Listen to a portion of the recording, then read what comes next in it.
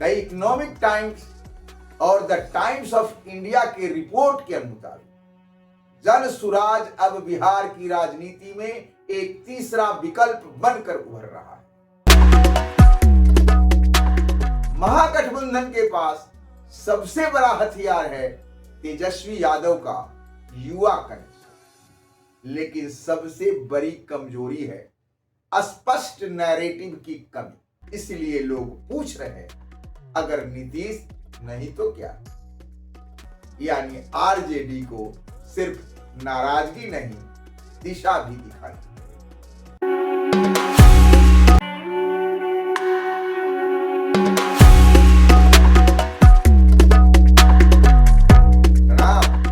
मैं राम बंधु तिवारी।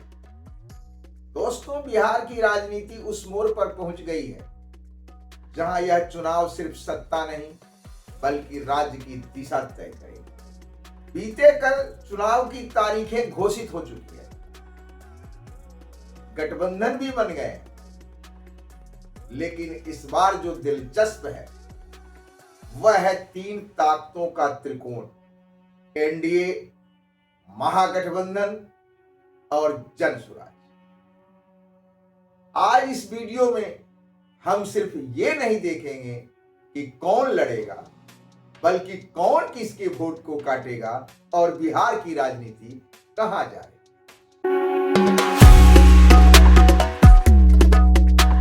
बिहार की राजनीति में सत्ता का मतलब हमेशा स्थिरता रहा है।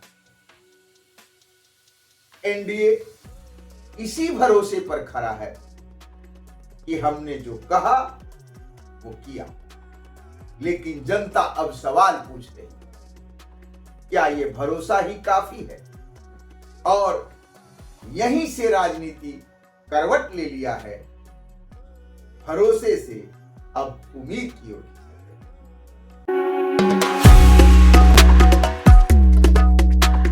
महागठबंधन के पास सबसे बड़ा हथियार है तेजस्वी यादव का युवा कनेक्शन, लेकिन सबसे बड़ी कमजोरी है स्पष्ट नैरेटिव की कमी।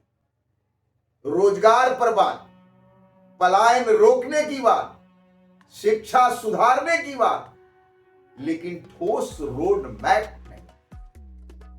इसलिए लोग पूछ रहे हैं, अगर नीतीश नहीं तो क्या? और जब जनता को विकल्प नहीं दिखता तब विरोध भी ठंडा पड़ जाता है। यानी आरजेडी को सिर्फ नाराजगी नहीं, दिशा भी दिखाई।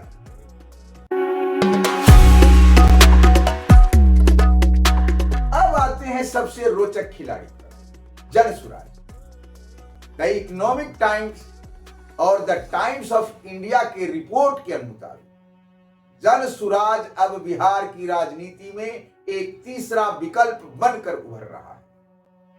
लेकिन यहां ध्यान देने वाली बात है कि आखिर ऐसा क्यों हो रहा है?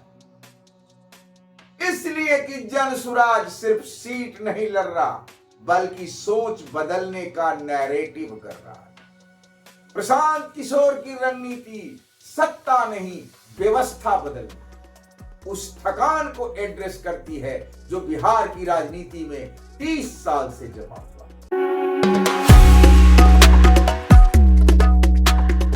मीडिया रिपोर्ट के अनुसार इस बार जातीय समीकरण भी टूट रहे हैं।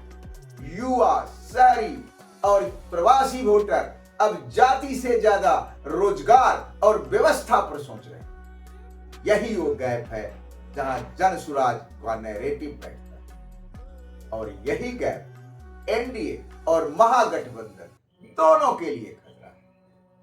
दोस्तों, बिहार के चुनाव में पहली बार थकान और आशा दोनों साथ नजर आ रहे हैं।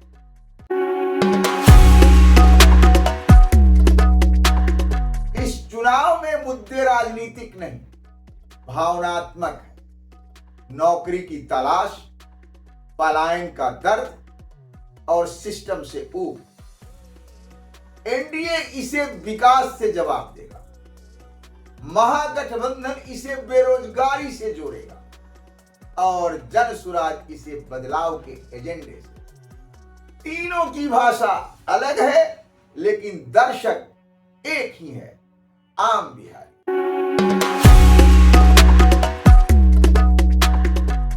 अगर इस बार जनसुराज कुछ सीटों पर असर डाल दे तो कई पारंपरिक सीटों का हिसाब बदल सकता है। एनडीए को सीधी टक्कर शायद न मिले, पर उसका वोट संतुलन जरूर हिलेगा। और यही वो जगह है जहां बिहार की राजनीति में तीसरा मोर्चा पहली बार विचार से वोट बन सकता है। दोस्तों, बिहार की राजनीति हमेशा प्रयोग की भूमि रही है। पहले समाजवाद, फिर गठबंधन, अब शायद प्रणाली सुधार। ये चुनाव सिर्फ सरकार बदलने का नहीं, बल्कि राजनीतिक सोच बदलने का हो सकता है। आप क्या सोचते हैं? क्या बिहार नई राजनीति के लिए तैयार है? नीचे कमेंट्स में बताएं और जुड़े रहें मेरे साथ। फिर मिलेंगे कुछ नए अपडेट और विश्लेषण के साथ। निवेदन, अगर यह विश्लेषण आपको अच्छी लगी तो इसे लाइक शेयर जरूर करें। हाँ, कृपया चैनल को सब्सक्राइब करना नहीं भूलें। धन्यवाद। प्रणाम।